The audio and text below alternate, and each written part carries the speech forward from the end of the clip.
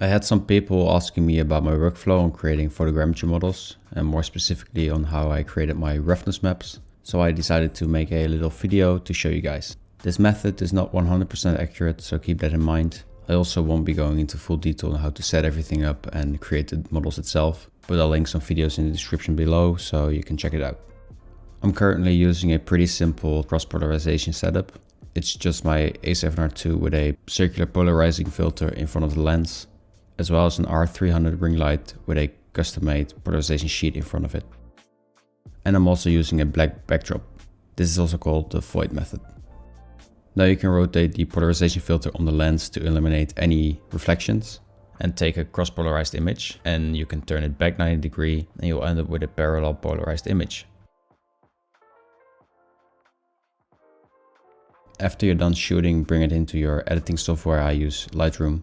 Do some basic adjustments, make sure all the images undergo the same changes, then export the two sets separately using the same names. So the cross-polarized image is going to be named Mango 1 and the parallel polarized image is going to be named Mango 1 as well.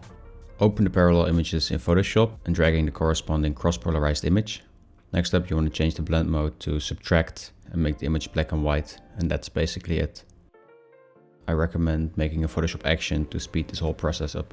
Then build your mesh using the cross-polarized images. I use Metashape for this.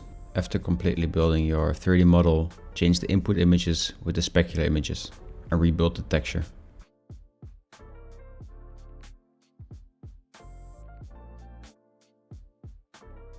Now inside your Photogrammetry software you can do some decimation or retopology to make your model a bit more lightweight.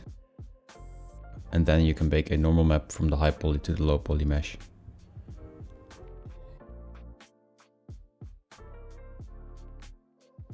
Back into Photoshop, open up the specular map you created and invert the image to make a roughness map.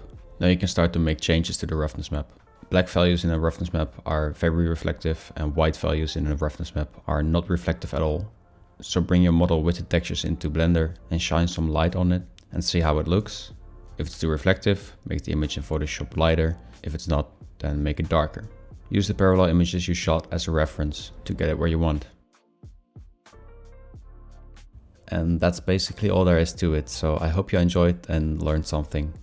I want to do some more of these short tutorial videos in the future, and I would really appreciate it if you like this video or subscribe to my channel.